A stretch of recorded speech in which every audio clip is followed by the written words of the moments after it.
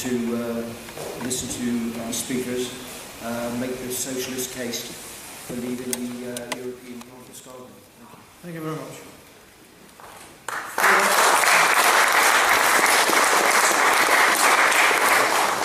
I've been to Birmingham quite a few times, certainly since 1972.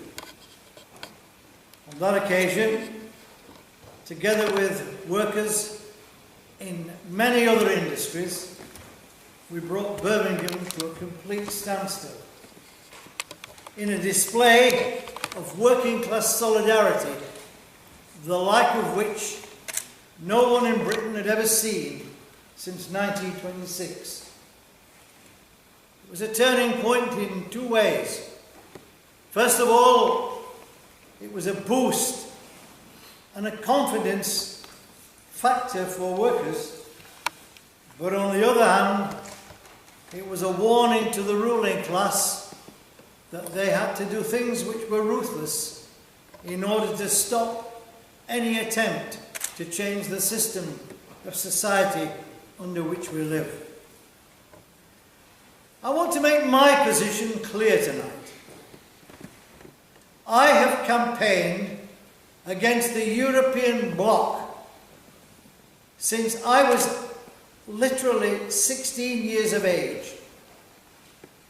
I participated in a debate as the secretary of the Young Communist League at that time, that was my position, with the chairman of the Young Conservatives. And I opposed any concept that had been advanced in the Treaty of Paris to merge the coal and steel confederations in what was being described, quite wrongly, as a protection for the coal and steel communities. For the past 75 years, we have been sold lie after lie about what really is going on with the European project. First of all, what was the Treaty of Paris? Who invented it? Who put it forward? Well, if you look at the history books, it was a man called Jean Monnet. And the idea of it was to do everything possible to protect the iron and steel industries in the wake of the Second World War. That is what was said. It was a monumental lie.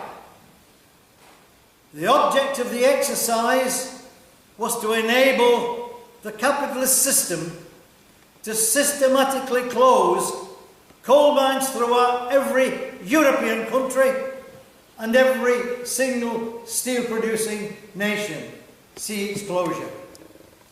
How many people, for example, know that in Ireland, not too far away, many people, maybe in this hall tonight, like myself, come from Irish stock, had 12 coal mines before anybody joined the Iron and Steel Confederation. There isn't one left. There isn't one left in the Netherlands, or in Belgium, or in Greece, or in Spain, or in Italy, or in France, or in Britain. Once we had over 1 million coal miners producing all the energy that we need. And yet here we are today, no coal mines, but still importing 40 million tonnes of coal on the basis that it's more economic. I'll tell you what their economics are about, shall I? They believe that coal produced by children aged 7 or by slave labour in different parts of Africa is economic. I call it a disgrace that should be condemned by any right-thinking man.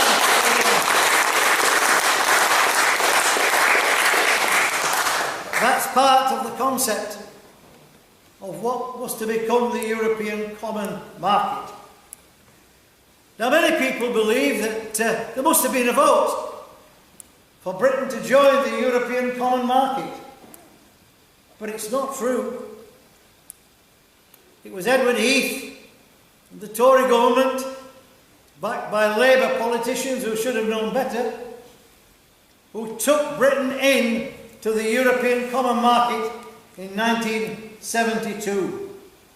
So who was behind this project that had suddenly evolved from a Treaty of Paris, which only involved coal and steel, into a European market which involved everything, including agriculture, manufacture, technology, every single facet of the means of production, distribution and exchange? Well, it actually didn't come from the Europeans. It came from a bunch of Americans. One was President Truman. The other was George Marshall of the Marshall Plan. Probably heard of him. And others that were in the central administration of America. They wanted a European bloc, and do you know why they wanted it? It wasn't anything to do with economics. They wanted an economic bloc and a political bloc as a counter to what they saw as a growing Soviet Union and a socialist development in Eastern Europe. That was their objective. We should all be well aware that people's objectives are different. And sometimes we find ourselves fighting a common enemy. And I'll tell you where we stand. This is a socialist case I'm putting tonight. It's a socialist case that John's putting tonight. Yes, there may be other people arguing against the European Union for completely different reasons.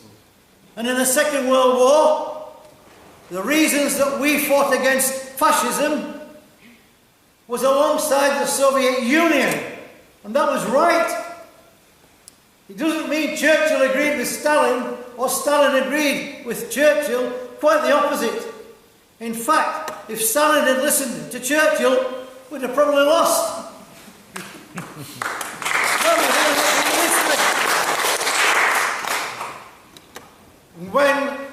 When Stalin and the Soviet Union were begging for an opening of a second front, and Roosevelt was supporting Stalin, and Churchill was saying, no, we want the soft underbelly to go in. The most stupid, short-sighted military program that you could think of, he embarked upon.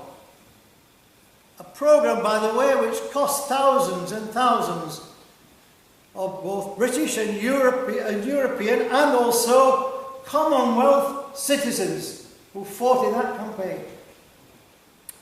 So let's be clear about why we're on a platform putting a socialist argument. I want to deal with the economic case. We've been bombarded with the economic arguments that if we leave the European Union, the world will collapse. This building will fall in.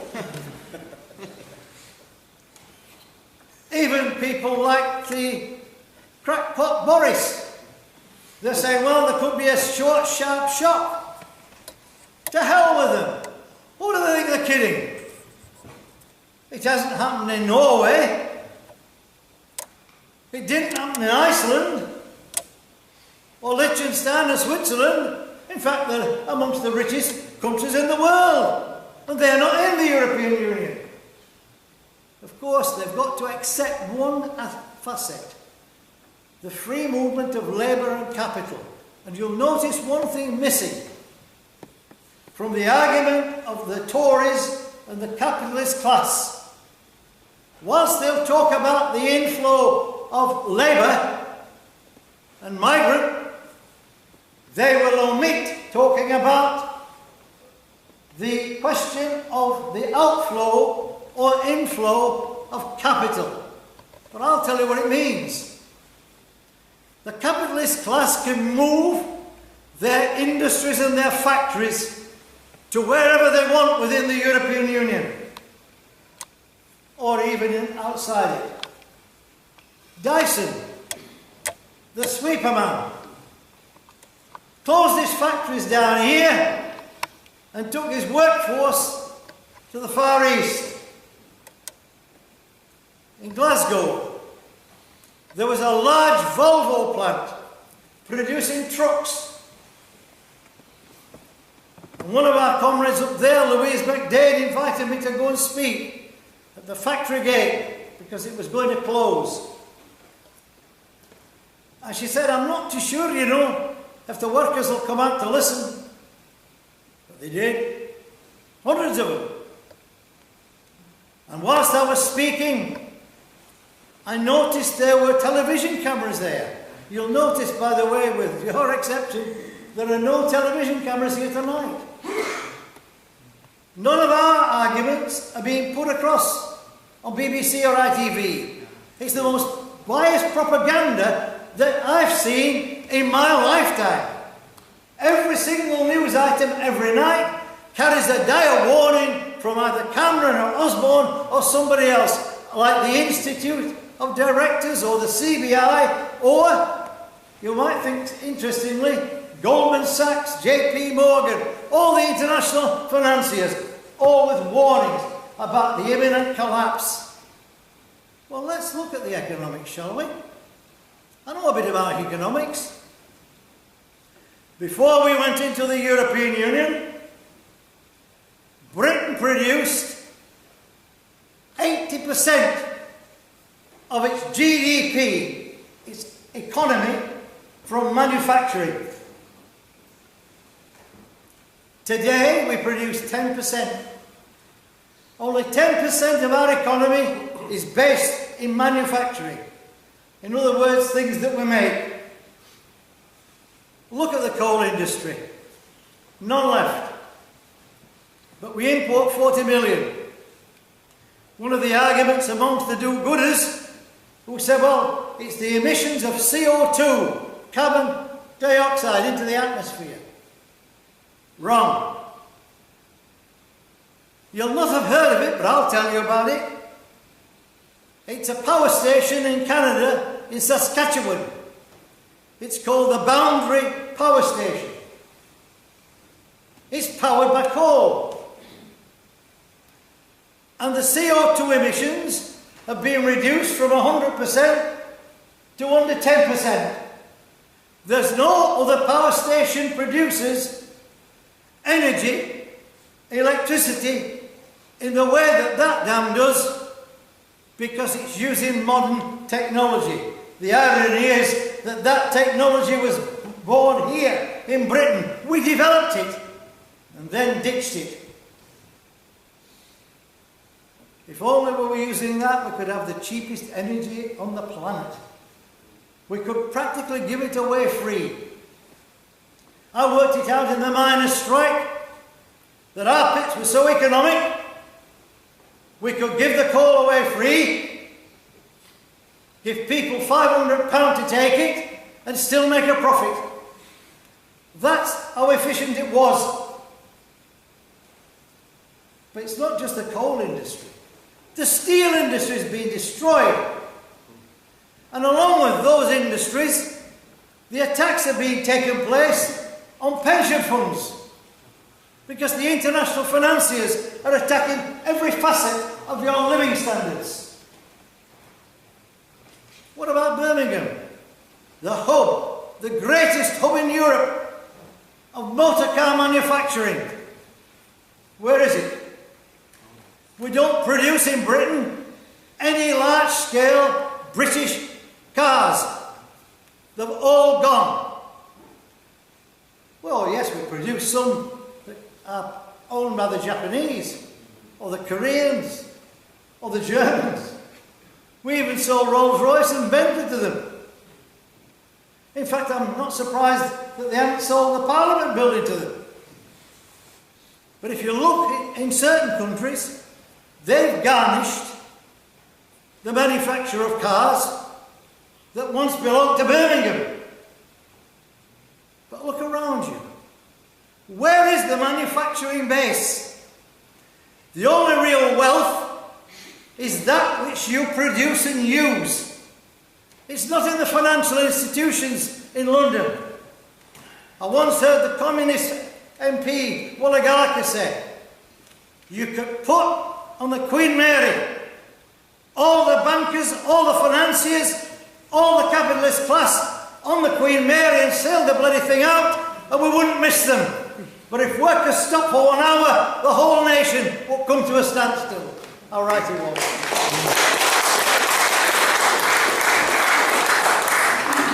Farmers used to produce 85% of our food. Today they produce 59% of our food. Why are we importing food which we could produce? We've got farmers being paid not to produce food. At a time when we've got the sight that is disgusting, of food kitchens on the one hand and people sleeping in doorways on the other in a society that's supposed to be civilized in 2016. There's something radically wrong with our system. In other words, the only way that you can begin to deal with it is to change completely the economic base and begin what, yes, Gandhi said, homespun. Let's utilise that which we have, and we have raw materials in abundance. We've got practically every raw material we need. We can produce all the power we need. We can produce all the cotton we need, all the wool we need, all the textiles we need. We can certainly produce some of the finest motor cars ever seen. History shows us that. Engineering, light and heavy, we can produce it here. Instead, look at the size of unemployment. They'll tell you that the official figure is 1.6 million. It's a lie. The number of unemployed, even according to the Guardian newspaper, not exactly the left-wing newspaper that you and I would probably like to see, they even admit that there are 11 million people without a job or want a job. They only calculate unemployment on the basis of those who are entitled to claim, not on the basis of those who want a job. So there are 11 million people without a job.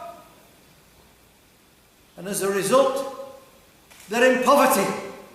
We've got 5 million children on or below the poverty line in a so-called civilized society. So let's look at the countries that didn't join the European Union. Norway. Norway is one of the richest countries in the world. Relatively small. But it's preserved its oil and gas. And it's utilised its natural product, which is hydroelectricity. Where we could use both hydroelectricity, barrage power, and we could certainly use solar power, and we could certainly use clean coal technology. In other words, there are alternatives that should be done now. In Switzerland, they only seem to deal in cuckoo clocks and finance, but they didn't join the European Union, and all the bankers seem to conglomerate there. And then, of course, Iceland, they didn't join either. And their economies picked up. All those three economies are doing well. And even Liechtenstein, their economies, not bad. But they are lumbered with one problem. They've got to accept the free movement of labour and capital. It's an integral part of capitalism. Capitalism thrives on it. It wants the ability to sack workers when it wants, to move companies when it wants, close companies down when it wants, and prevent you from doing anything about it. It even means, as a result of the European Court judgment, that you've got no right to strike. Don't be fooled by the United Nations Declaration on Human Rights, which says that every country has the right to have trade unions who can have their own constitutions, including the right to strike. The European Union have seen to that with their free movement of capital and labour and their European Court. Don't mix up the European Court with the European Court of Human Rights. The European Court is such an embellishment of the European Union that it's ignoring the European Court of Human Rights. The European Court of Human Rights says you're free to be in a union. You're free to take action, including strike action. The European Court says you're not. You're not entitled to bargain collectively on behalf of those you represent. So that's the economic background. But the biggest fear, of course, is what happens if we vote to leave the European Union? Economically, will we all suddenly drop down, have no food to eat, nothing, we don't know where to go, we're blind? For a 20-year period, what will we do? It's absolute nonsense. How many people in this room know that one country did leave the European Union? Very few. But there was one. When countries joined the European Union, one of them was called Denmark. And because it's got an offshoot, almost like Britain had with Grenada or other countries, it took Greenland in with it. But the people of Greenland said, we don't agree. We want a referendum. And there was hell on. They said, and I can quote, if you leave the European Union, your whole economic base will collapse. The only thing you've got is fish and you'll not be able to sell it. Your people will starve. You'll have no pensions. There'll be nothing there. And they had the referendum. About 70% voted to come out. And I have to say this to you, I'm going to read this just in case somebody from, one of the newspapers who want to sustain a correct team. And this is for the benefit of the CIA agent, there always is one. The Prime Minister of Greenland, speaking on BBC television in 2007, said, as a result of leaving the European Union, our country has never been so well off. He says, we are now able to catch more fish than we've ever caught before, and our main customer is the European Union. How about that? So the economy was stronger, they could trade with anybody. In fact, they haven't enough fish to trade with anybody else, because the European Union wanted it all. Just imagine what would happen to the fishermen in Britain. We've only got about 10% of what they had. If we came out of the European Union, we'd suddenly get back the rights to our sea and the rights to our fishery, and we would have fish cheap, available and ready. And more important, fishermen without a job would have a job and some dignity and some life. And that, I submit, is of importance. The second issue I want to address is a fundamental one. And I believe that anybody who tries to duck this is guilty of misrepresentation and is guilty of abrogating their socialist principles. I've held my views all my life that migration is different from immigration. I want to make our position clear as a Socialist Labour Party. We say that immigration and asylum seekers and refugees are welcome as they always have been. And in particular, people from India, from Pakistan, from the West Indies, from the African states, which we occupied and plundered, we owe it to them to give them residence here in Britain. But that isn't the problem. Immigration isn't the problem. You see, I've got the figures. And when they published them, they got caught out, they went into panic mode. Now, listen to these figures. This is what they say. They say the number of immigrants is more than coming from the European Union under the migrant policy. Migrant labour is different from immigration. The Miners' Union, for example, in 1947 were opposing the attempt to move Italian miners here. And do you know what they said? Before my time, they said, no, you should keep the Italian mines open and the Italian miners working in Italy. Preserve their jobs and we'll support you. That's working class solidarity. These figures really send a thunderbolt through their figures. The official figures of migration from the European Union countries in 2014 and 2015 are as follows. I'll read them slowly, just in case somebody from the Sun's popped in.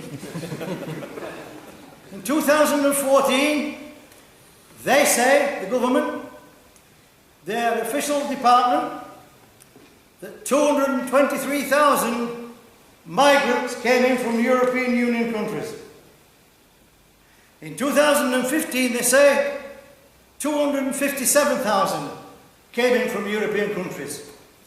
Now, maths have always been a problem for me, but I've used a calculator, and if I'm right, that's 480,000.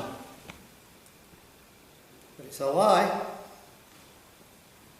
because in the same 2 years, 2014 and 2015, just listen to what really happened.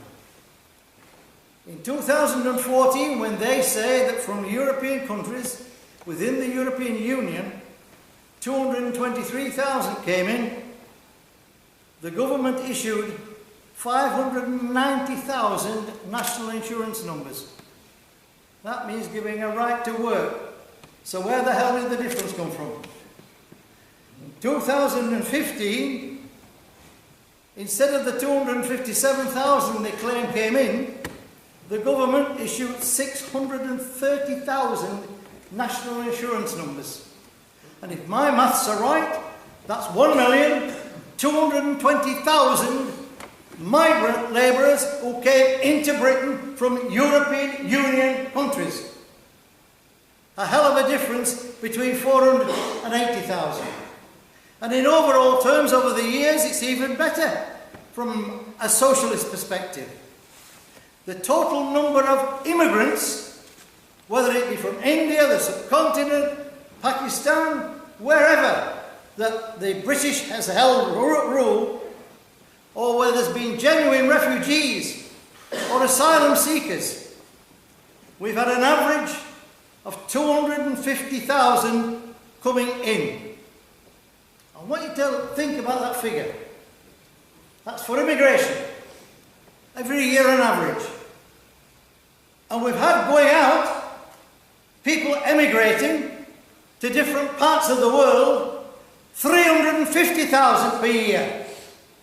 Now, if my figures are right, Mr. Chairman, 350,000 going out is more than 250,000 coming in. So there isn't a problem with immigration. So the problem lies somewhere else. It lies at the heart of the policy of the European Union, the free movement of labour and capital. It's called the free market. That's what's at stake in this referendum. And quite honestly, it's high time that people grasp this. You won't hear this from the ones who go on television, because they were selected to be the official spokes body for the movement. What a body. You never hear anybody from the socialist movement on television putting the arguments that I'm putting tonight. They're saying that we've just got to control the number of people coming in. No, we haven't. What we've got to do is to stop this free movement of labour and capital. We've got to stop them doing what they're doing. How many people have heard of Waterford Crystal? It was an Irish company, Waterford. Produced some of the most beautiful glass in the world. I know I'm half Irish. I've been around it. It employed about 8,000 workers. They moved it across the sea to Czechoslovakia. Why? They told me the answer, just as they did with the Volvo factory in Scotland. That in Poland and Czechoslovakia, workers work 5 times less wages than they do in Britain. That's the reason they want to move their industries abroad. It's called the movement of capital. And what we've got left with in Britain is a society that's 80% based for its total GDP on the financial institutions in the centre of London. Now, real wealth isn't in paper money. It's not in the banks in London. Real wealth is in that you produce.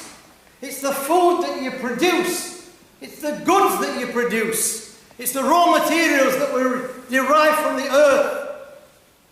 In other words, like James Connolly said, you can't have independence unless you have that independence to determine what happens within your own nation and utilise that which you have and it belongs to you. How right he was. It was because it was right that they murdered him, along with the others in the 1916 Rising. Because Connolly's vision was right. He understood the difference between independence that replaces one lot of capitalists with another, like it's happened in Ireland, yes, and in South Africa. I was one of those in the leadership of the anti-apartheid movement. I was a friend of Nelson Mandela's. I was a friend of Cyril Ramaphosa. And for Christ's sake, look what Ramaphosa is now. He's a multi-billionaire. And he was on the director's board of Lonrho that shot down miners who were demanding a better wage and better terms and conditions. They surely didn't go through all those centuries of struggle in order to replace one set of capitalists with a homegrown lot of capitalists. Real independence means independence to establish a better society, with socialist society, where we own the means of production, distribution and exchange. Surely that's got to be the right thing to do. And it brings us to the final argument. The final argument is on the question of sovereignty. Sovereignty means not what they mean. Doesn't mean the kings and queens walking around in their gold-gilded coaches, whether it's on a 90th birthday or on a 10th birthday. It doesn't mean spending the billions that we do on ceremonies. What it does mean is the right of people to choose and elect and make accountable those they've elected for the policies that they want to see.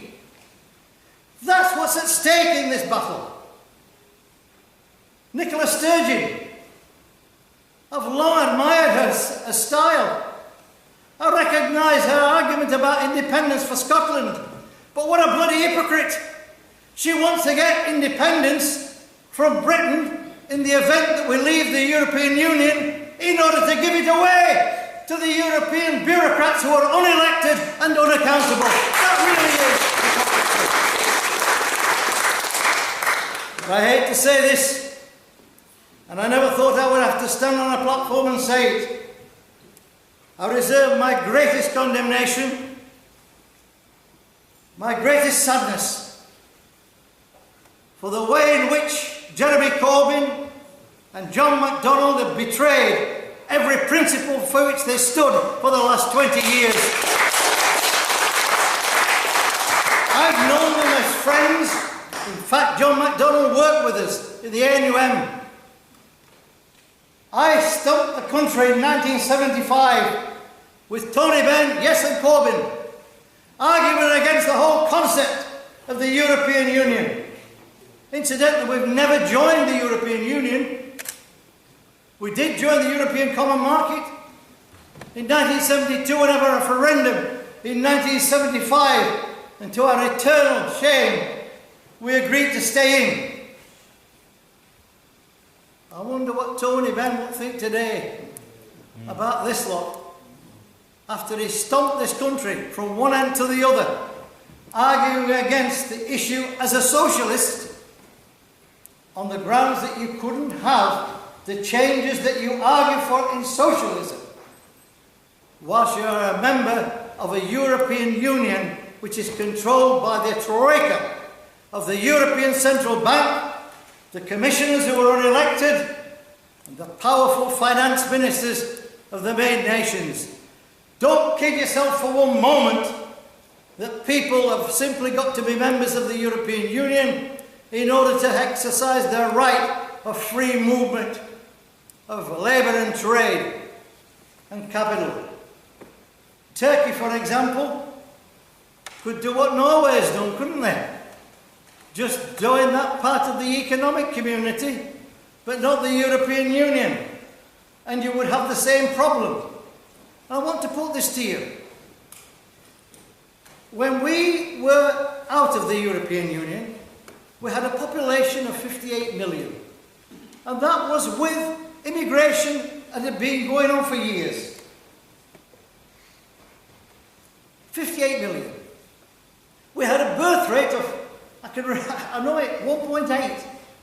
Now, again, if there's anybody who doesn't understand that figure, if you've got a birth rate of 1.8, your population's going down, inevitably. You need at least a birth rate of 2 children on average to maintain the population. What happened is that after the Maastricht Treaty and then the Lisbon Treaty, we got the free movement of capital and labour. And suddenly our population began to escalate. They say today it's 65 million. It isn't. It's 68 million. Now you can't plan an economy, either for Birmingham on the one hand or for the nation on the other, with 60 million souls in the searchlight, and then suddenly find that there are no longer 60 million, but there are 68 million. So where is the money going to come from to finance that extra cost for the health service, the education system, the young man's story he told you about the hospital? It's the same in education. They've got hopes in some places. They haven't got the money. They're privatising everything they possibly can within the health service. One of the reasons is simple. They wanted to cut back on what they call non-essential services. They even say there comes a time when, we've got to decide whether these lives are worth saving compared with the others. Well, I'll tell you where my party stands and where I stand. I don't care who the person is. I don't care what age they are. From the cradle to the grave, every human being needs medical care, should have it free of charge, when they need it, wherever they are.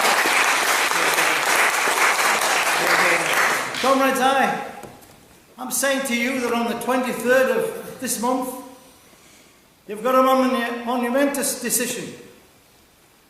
You can either go along the lines of a number of so-called lefts, like Corbyn, like MacDonald, and you'll finish up with this. 45.5% in Spain unemployed, 52% in Greece, 36.7% in Italy, and 24% and rising in France. with strikes all over the nation and virtual civil war, and with a hatred growing all through Europe against this monolith of a European Union. I've been a socialist all my life. And I said in 1972, outside Saltley Gates down the road, it was the proudest moment of my life when workers of every colour and creed decided they'd had enough, and they stopped work and they came to help miners who'd been battered black and blue for a week. And they came to Saltley Gates to say, no more. And they made history. I'll never ever be able to thank them for what they did. They showed working class solidarity and understanding. They showed a faith that you can't invent, you can only have. I ask you, listen to the argument. Take it in its widest form. Don't be befuddled by the stupidity of those on the right who mix up immigration and refugees and asylum seekers on the one hand with the free movement of migrants and capital on the other.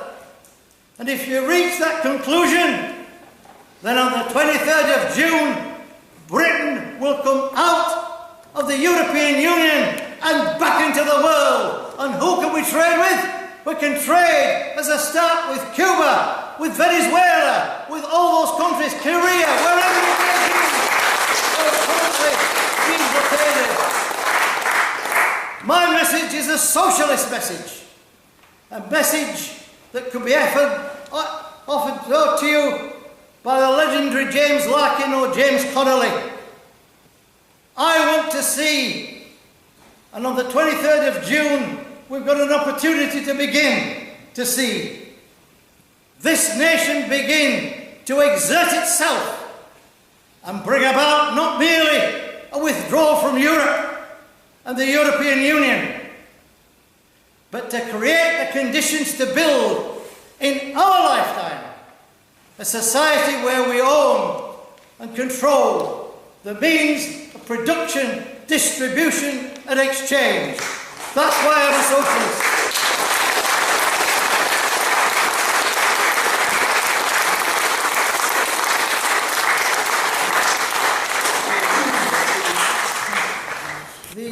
The first thing I would say is this, that when you talk about what happens to the National Health Service, you have to understand that it's not all down to just simply say, well, it's because they want to starve the National Health Service. We know that. It's obvious. But the problem is exacerbated. And to deny it would be un-Marxist. I personally know a practice. It has 6,000 patients. It's now got 10,000 patients. It's got no more money. The budget that was set for it hasn't moved. Now you can't just simply start criticising what happens in terms of booking times and all the rest of it, when first of all they don't have enough staff to deal with telephone calls. Secondly, they don't have enough reception staff to deal with people who are coming in. And thirdly, they don't have enough doctors and nurses to deal with patients who come in. But at the end of the day, logic tells you that if you increase the number of patients in a medical practice from 6,000 to 10,000, there's got to be some way that you've got to increase the people who staff that medical centre, otherwise it won't work. There isn't a cat in hell chance of it working. I was on the picket lines with junior doctors, and I found an absolute rapport with them. There was one rather amusing incident. I was standing outside, it was pretty cold. This young lady doctor, she said, You know, she says, it's my first strike. She says, and it's my first picket line. I said, mine too. And she didn't have my cap on, she didn't recognise me. And I thought, it's great. But she's understanding that what they're doing to her is not acceptable. They were taking action. The tragedy is, and I don't think there's anybody in this room disagrees, the tragedy was that the General Council of the TUC didn't say, if you don't concede the junior doctors' demand, the entire nation bloody well stops work. That's what should have happened, didn't it? I don't think there's anybody who argues about that. But you're not going to get that with a social democratic trade union and Labour leadership. And in fact, of course, the Labour Party is a social democratic party. No, nobody's ever argued that either. But the issue that we're facing tonight is the campaign to get a vote to come out of the European Union. Don't underestimate the cost in social, economic and political terms of remaining in. Because all of the arguments and the speeches that you've just heard will mean nothing if they're hamstrung by the European Union, the European Court, and the issues that are determined not by a European Parliament, but by the Troika, and of course the IMO Bank, the International Monetary Fund. The situation can only be resolved by taking a first step, and the first step is to pull us back from that where we are, and that's in the European Union. Now, the second question that was put from a comment here was about you can't blame Polish workers, you can't blame Czechoslovakian workers, or I never did. I haven't blamed any worker, never would. What I'm blaming is the stupidity, short-sightedness and political incorrectness which allows the free flow of capital and labour. You can't have a situation, no matter how you argue it, where any amount of people can just walk in to a country. What would happen to a place like Ireland? I know Ireland very well, by the way, including the 6 counties. In Ireland, it can only hold so many. Logic tells you that. What happens if 8 million people go in, as they can under the European Act? They can't stop them. It'd bloody well sink. So there's got to be some control over the way in which you allow people to enter a country. You can't go into Korea just like that. You can't go into Venezuela just like that. You can't enter Cuba just like that. You can't enter the United States of America just like that. They banned me 3 times. They finally gave me a 10-day visa for a 7-period lecture. It was a quick visit. But all I'm saying to you is, don't confuse the 2 issues. Workers who are here, and they will be and need to be protected. But what needs to be done is that we have to understand politically the difference between immigration, which we can afford. We've got 350,000 people going out, emigrating, and only 250,000 coming in, who are genuine immigrants from countries like India, Pakistan, Africa, wherever it may be. So there isn't a problem. There's only a problem when you've got the free movement, which is the cornerstone of the European Union. Angela Merkel makes it clear. They didn't win the Second World War, but they're winning this bloody one, unless we stop them. And the thing is that, to them, this is the one thing they will not negotiate. They want the right to move 1 million or 2 million, or as many as they want, into any country. Greece is having an enormous problem, not just because of its own difficulties, but because of the massive number of people that are poured in. Now, it's no good saying there's an obligation on them. We know that.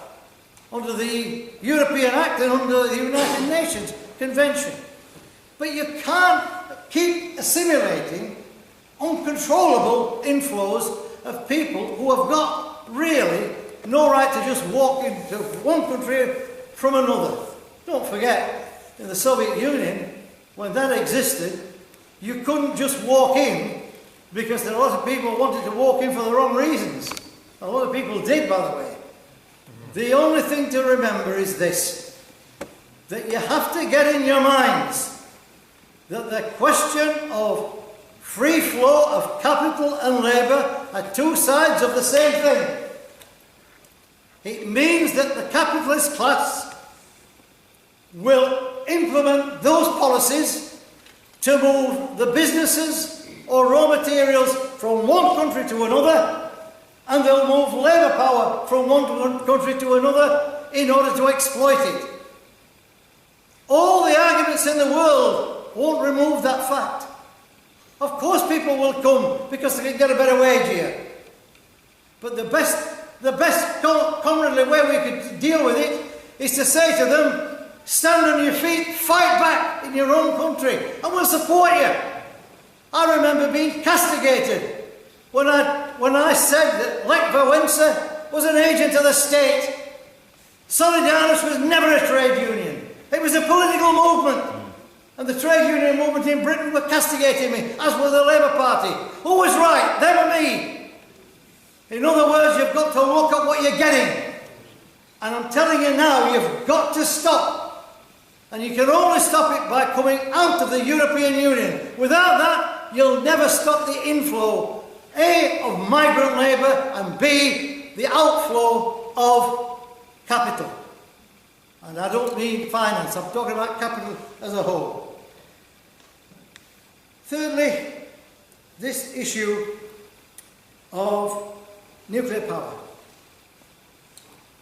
I make no apologies for the fact I'm a unilateral disarmer.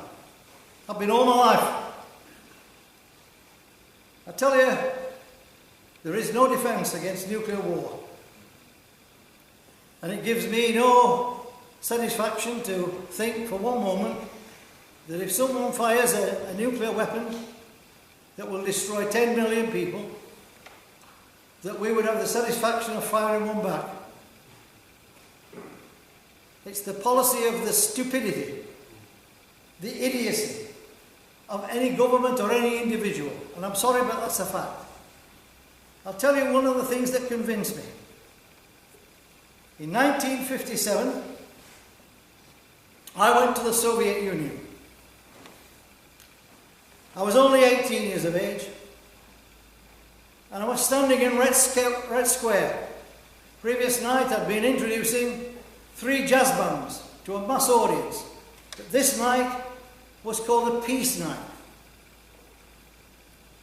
And from the rostrum in Red Square, in the mausoleum, speaker after speaker, academic, scientists, brilliant speakers from the political world, were all speaking about what was required. And I'll be honest with you, a lot of it was going straight over the top of my head. I was more interested in the young lady I'd met from Stalingrad than I was in all these posh words that were coming at me. And then suddenly, a young lady walked onto the platform. She was dressed in white.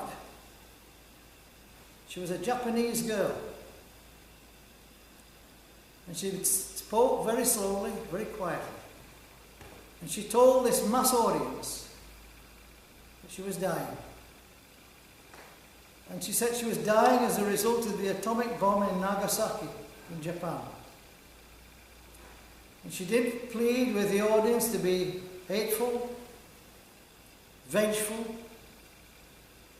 She pleaded with that audience to please do everything in your power to ensure that never again does a human being inflict on another human being that which I witnessed and from which I'm dying. I thought for a moment I was the only person crying until I looked around. And I made a pledge on that occasion that for the rest of my life I would campaign for the end of nuclear weapons. I would campaign for unilateral nuclear disarmament. And I'll tell you this, we are safer without possessing Trident and nuclear weapons than having the American bases here, because that's what they are. And we'd be miles safer if we get rid of NATO. Those are the kind of things that we should be arguing, both as socialists, as Marxists, and as human beings. And finally, and I think it is an important thing, the question was put that we've got to go onto the streets and we've got to fight. Well, I've been there. I think you know that. There is a time that comes in the hearts of men and women when you have to resist. But there are forms of resistance. And that resistance can take 100 different forms. But I'll tell you the greatest form, shall I? If workers just simply decided to stop work and say, no, we've had enough, I'll tell you how impressive and important it is. I don't know how many people in this hall remember the Battle of the Pentonville Five. But the Pentonville Five, for those who don't know, were 5 dockers who were charged with conspiracy. And they were found guilty of conspiracy. Their crime, they'd been urging their fellow workers to come out on strike. And they were sentenced to life imprisonment in Pentonville. And I'll never forget the late Vic Turner, one of the Dockers' leaders, in jail. And he told the story. He said, you know, Morpher, we were there. He's talking to this big audience. He says, we thought, well, we beat every court there is. The Supreme Court, the lot, House of Lords, everybody. All of them have turned us down. Nowhere else to go. And then suddenly, a guard came and said, you're required in the warden's office. He said, I thought, what we done wrong now? He said, we go into the office, and there's a bloke stood near there. He says he's got some funny breeches on, a fluffy shirt, and a silly hat, and a long stay. And the warden said, this is the official solicitor, and he has something to say to you. And Vic Turner says, we've got our own solicitor. And the warden says, yes, but he's the official solicitor. He says, and this chap stood up and said, I come unto ye, and he named them, upon this day in the year of Elizabeth II, and I give an order on behalf of Her Majesty that from this moment forth ye shall be free to go. And the warden says, you can go. Vic Turner said, hang on, before we go, can I ask him a question? He said, well, yes. He says, can we have thee as our regular solicitor? No, sir. He said, well, how long have you been doing this job? He said, do you mean me, sir? Or my predecessors? Well, he said, both. I mean, here's Vic from East End of London, aren't you now? He said, how long? Well, he says, my predecessor, sir, from 1450, and I have been here for 30 years. He says, and how many times have you come like this and freed us? He said, this is the first. He said, well, that's good. He said, I'll tell you something else, he told this big hall. It wasn't the eloquence of the argument. It wasn't the eloquence of the legal team. It wasn't the compassion of a court. It was the 2 million workers who'd taken unofficial strike that got them out of Pentonville jail. That's the kind of action and power that workers can have. And if you learn that lesson, then within the trade union movement, make it an instrument for change. If you make it an instrument for change, you'll not only get us out of the European Union, but you'll get us back into the world and create the socialist society that I've dreamed of all my life.